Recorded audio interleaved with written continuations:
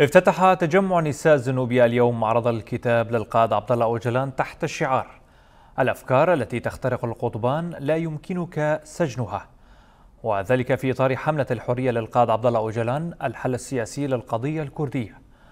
ونظم المعرض في مقر تجمع نساء زنوبيا، ومع بدء فعاليته ألقيت عدة كلمات بحضور أعضاء عدد من المؤسسات المدنية والعسكرية والأحزاب السياسية، والتي أوضحت أن عهد الشعارات انتهى ليتجدد عهد الحرية الجسدية للقائد عبد الله أوجلان، وشددوا على الاستمرار في تصعيد وتيرة النضال. هذا واختتمت الفعاليات بكتابات لمقولات القائد أبو على لوائح معلقة ومشاهدة كتبه المعروضة. والجدير بالذكر أن هذا المعرض يقام بشكل دوري لنشر فكر وفلسفة القائد الأممي عبد الله أوجلان. اليوم العالمي لكتاب القائد عبد الله أوجلان، قمنا كتجمع نساء زنوبيا بافتتاح معرض لكتاب القائد من أجل نشر فكر وفلسفة القائد عبد الله أوجلان ضمن المجتمع.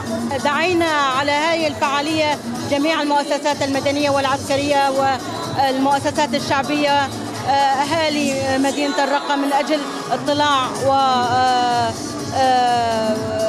بحث عن كتب القائد وقراءة لهذا كتب القائد عبد الله أوجلان، من أجل معرفة فكره وفلسفته ضمن جميع القضايا الإنسانية اللي طرحها ضمن كتبه. أعطانا الفكر وأعطانا الحرية ومهد الطريق للمرأة لتكون مشاركة في بناء أسرتها وذاتها والمجتمع، هو بفضل فكر وفلسفة القائد عبد الله أوجلان.